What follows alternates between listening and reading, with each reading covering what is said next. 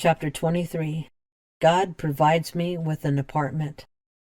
In the midst of all this, my Adrian had come home from the Marines and was staying in that filthy motorhome parked at my ex-husband's house. I knew that this motorhome had horrible living conditions because I once lived in it. It had fleas and ticks embedded into the carpet from the dog I once had. It was freezing at night and had no hot running water. I had to find a way to get an apartment large enough for both of us, fast. So I started looking in the newspaper. Finally, after 2 months of diligently searching, I found one.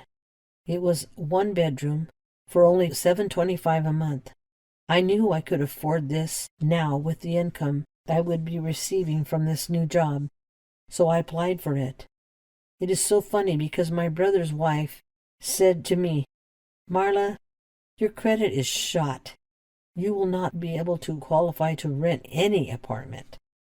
I said, "Well, I have to try."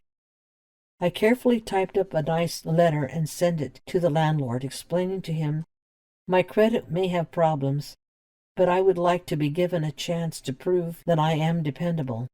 I said I can give you 3 months' rent in advance if you will just give me a chance and trust me."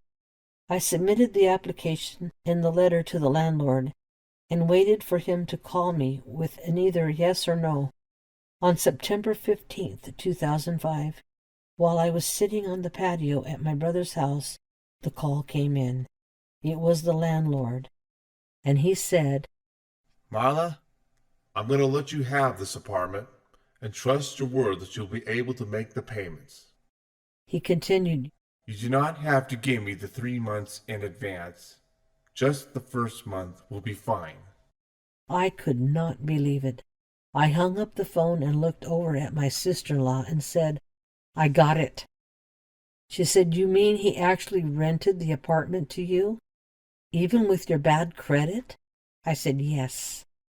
She just sat there in total amazement. When my brother heard this, he was also amazed and said, I'll help you move and even give you some furniture to start out with. "I rented this apartment sight unseen, because I knew that God had sent it to me." So on October 1st, 2005, I moved to Watsonville. When I got to the front door, I was shocked because it had a picture on the window that said Hawaii. And this is the exact same emblem that I had on the ornament hanging on my keychain. Seeing this, I knew that this apartment was for me and that God sent it.